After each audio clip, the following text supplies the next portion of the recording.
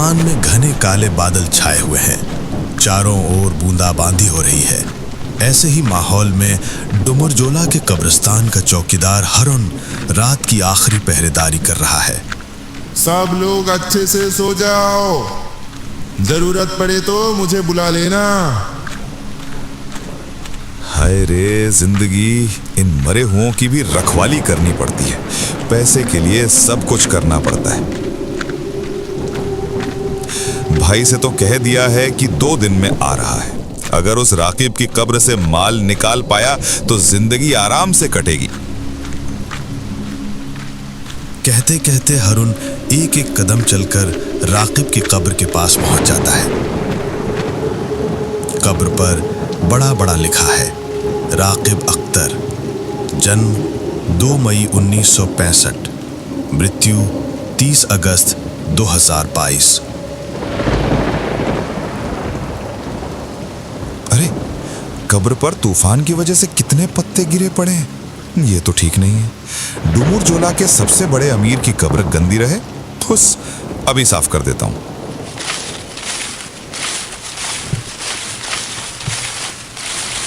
हरुन पत्ते साफ करने लगता है।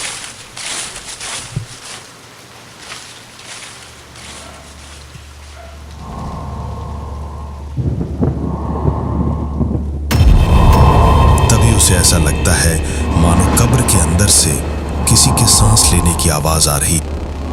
ये क्या हो रहा है? ये कैसे मुमकिन है? क्या मैंने कुछ गलत सुना?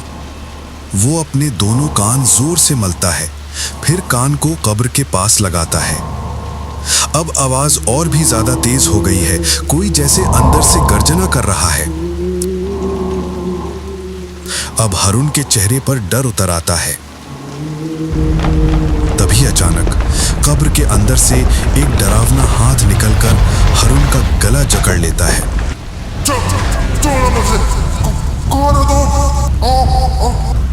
धीरे धीरे हरुन की आंखें बाहर निकलने लगती हैं, शरीर लाल पड़ने लगता है।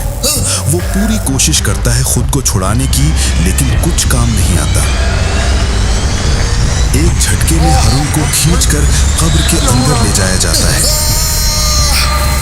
फिर चारों ओर शांति छा जाती है।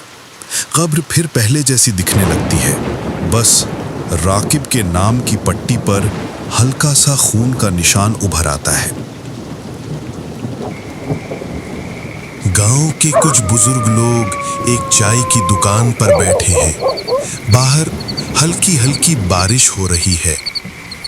इस बारिश में जो गड़बड़ हुई क्या बताऊं। इस बारिश में ही जाना पड़ा था उस विकासपुर। दुकानदार उनकी बात सुन रहा था। अब रुचि रोक न सका और पूछ बैठा, कुछ सुनने में आया कि कब्र खोदने में कुछ दिक्कत हुई, क्या मामला है? बताएं क्या। आज शाम को अब्दुल चचा का देहांत हो गया तो उनके घर वाले और हम कुछ लोग मिलकर उन्हें डुमरजोला के कब्रिस्तान में दफनाने ले गए। लेकिन वहां जाकर देखा कि वो चौकीदार हरुन कहीं दिख ही नहीं रहा। क्या कह रहे हैं?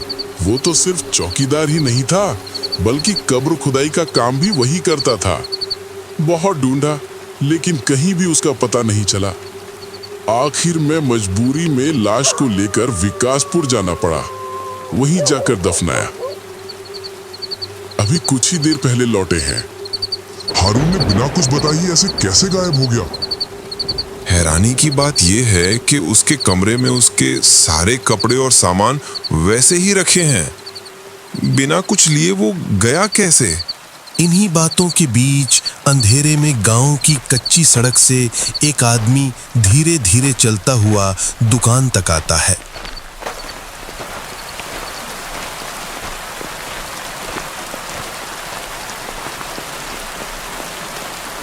माफ कीजिए, डुमरजोला का कब्रिस्तान किस तरफ है? लगता है आप नए हैं यहाँ। कब्रिस्तान क्यों जाना है? मेरा नाम जामिद है। दरअसल मेरा भाई हरुन मियाँ वहीं काम करता था। 2 दिन से उसका कोई फोन नहीं लग रहा, तो उससे मिलने चला आया। ओह, तो हारून तुम्हारा भाई है। उसी की बात हो रही थी। वो तो गायब है, नहीं मिल रहा। गायब मतलब? हरून ने बिना कुछ बताए ही ऐसे कैसे गायब हो गया? आज जब दफनाने गए तो देखा उसके कमरे में सब कुछ है, बस वो नहीं है। जामिद मन ही मन मुस्कुराता है। भाई ने तो मुझे बताया था कि राकिब नाम के मरे हुए आदमी की उंगली में हीरे की अंगूठी है। अगर कब्र से निकाल लिया जाए तो कई सालों तक बैठे बैठे खा सकते हैं। जब सामान वहीं है, मतलब वो जरूर कहीं छिपा बैठा है। भाई क्या सोच में पड़ गए? नहीं कुछ नहीं। अगर आपसे एक बात कहूं, क्या आप मानेंगे? हाँ कहो। अगर जब तक भाई वापस ना लौटे तब तक आप मुझे एक कब्रिस्तान का काम दे दें तो बहुत मदद होगी। अब्बा अम्मी हैं, घर चलाना मुश्किल है। अरे रे, रोते क्यों हो? तुम जब कह रहे हो तो जरूर सारा काम जानते होगे। भाई जब आएगा तब दोनों साथ मिलकर काम करना। बिल्कुल, कल सुबह ही तुम्हें प्रधान बाबू से मिलवा देंगे। अभी चलो तुम्हारा कमरा दिखा देते हैं।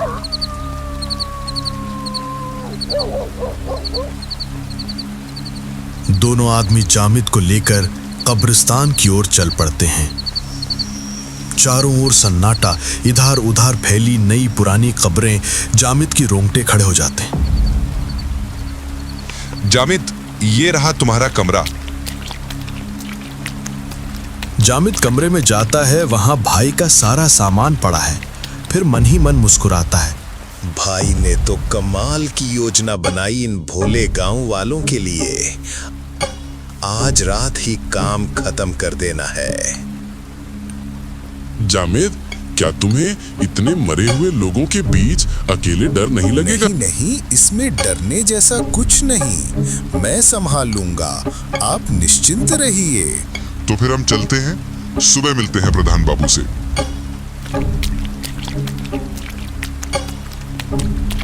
अब कब्रिस्तान में बस जामिद और कब्रों के नीचे दफन लोग हैं। जामिद खिड़की से बाहर कब्रों को देखता रहता है। बादल हैं, बूंदाबांदी हो रही है और भी डरावना माहौल बन गया है।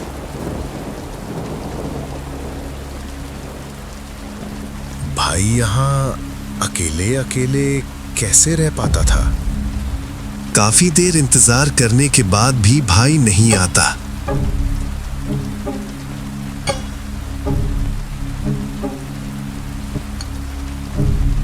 अब तो कोई नहीं है, क्यों ना अभी काम खत्म करके निकल जाऊं। घंटा भर इंतजार के बाद वो तय करता है कि खुद ही कब्र खोदेगा। कमरे के कोने से कुदाल उठाकर बारिश में बाहर निकल पड़ता है।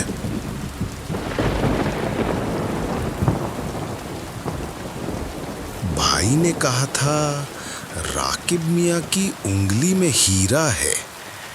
शायद पश्चिम की ओर उस इमली के पेड़ के पास उसकी कब्र होगी। जैसे बताया गया था, जामिद पश्चिम की ओर जाता है और एक कोने में राकिब अख्तर की कब्र देखता है। तो ये है राकिब मियां की कब्र। हीरा मिल गया तो ही जिंदगी बन जाएगी। वो पत्थर की कब्र को तोड़ना शुरू करता है।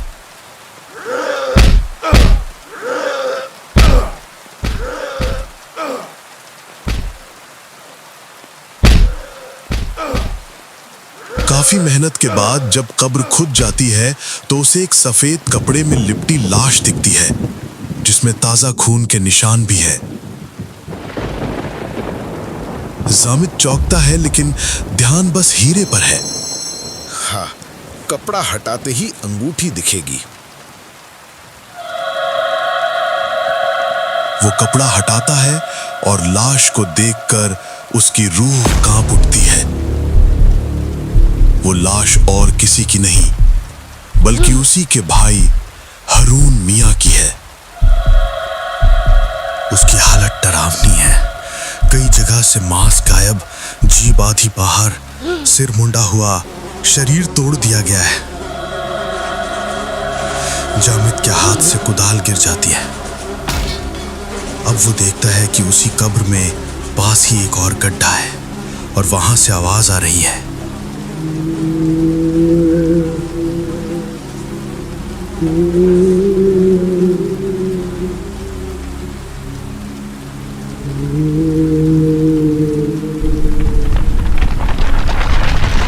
गड्ढे की मिट्टी हिलती है और एक सड़ा गला शव बाहर आता है। शव की आंखें नहीं है।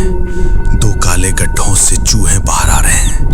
मुंह खुला है और उसमें कोई अनजाना कीड़ा रेंग रहा है।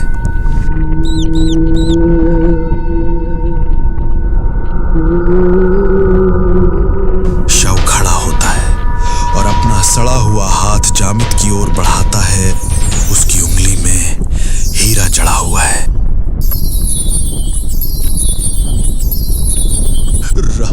राकीब अख्तर, राकीब अख्तर। वो पलटकर भागने की कोशिश करता है, लेकिन तभी शव का हाथ उसके पांव को जकड़ लेता है।